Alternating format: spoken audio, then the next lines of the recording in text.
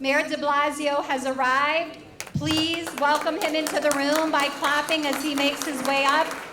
Mayor de Blasio has been instrumental in helping the American Muslim community get the Muslim holidays. He disbanded the Muslim surveillance program of the NYPD. He made pre-K and 3K available for all of our children. Welcome, Mayor de Blasio. Thank you, Debbie. Good evening, everybody. It is really great to be with you. This is a special place to be tonight among so many friends, so many people I've had the honor of working with over many, many years. I want to first say, to continue to show you that I am working on my language skills. Assalamu alaikum. Thank you. And I want to thank Debbie. We've known each other a long time. Debbie has been an extraordinary leader and advocate. Yes, Najee's okay too. But Debbie spoke at our annual clergy breakfast. We had hundreds and hundreds of clergy from all over the city a few days ago to act in unity on behalf of the people of the city. And one of the featured speakers was Debbie Al-Montasser, and she gave very, very powerful remarks, reminding people of all this community has been through and the solidarity the Muslim community and the Yemeni community have shown for others, and the need for us all to show solidarity for each other. So I want to thank her for that. I want to thank her for being in Richmond, Virginia, right? In Richmond, Virginia, for the Court of Appeals, as the case in the Muslim ban was heard. Let's give Debbie a lot of credit for all she does.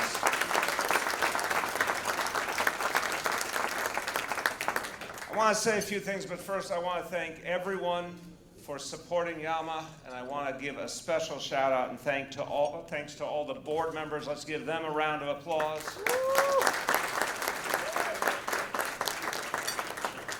And I know a lot of elected officials are here, and that is a very good thing. Let's thank all of them for being here. We appreciate all of them.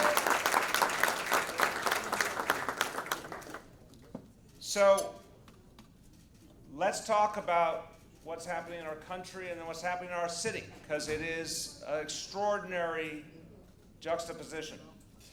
Right now, in this country, for 3 straight years, the President of the United States has attacked the Muslim community and has tried to sow division.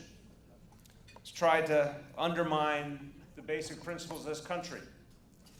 But here in this city, the response couldn't have been stronger. Remember, within hours of the original announcement of the Muslim ban, remember that extraordinary demonstration at the airport? Do you remember that? The way people poured out to stand up for their brothers and sisters, to say this was not something we can allow in our country.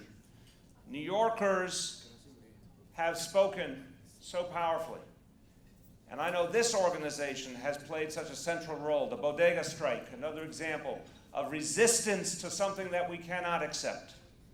So even though there are some in our nation who've been trying to take us in the wrong direction, there's a lot of people who stood up and defended the truest American values, including respect for the Muslim community, and a lot of those people are here in New York City.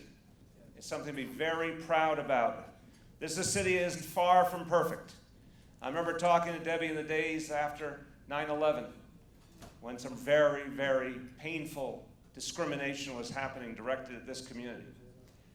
But I have to say, in the years since, more and more New Yorkers of all backgrounds have come to understand and respect the Muslim community, the Yemeni community. More and more New Yorkers stand in solidarity with the community. More and more New Yorkers will not accept discrimination and violence against this community. And I go all over the country, and I like to remind people what a central part of New York City our Muslim community is. I like to brag about it's now 1,000 Muslim members of the NYPD who keep us all safe.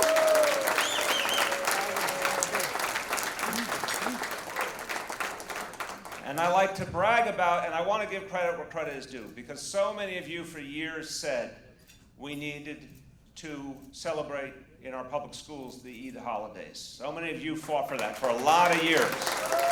So credit to all of you.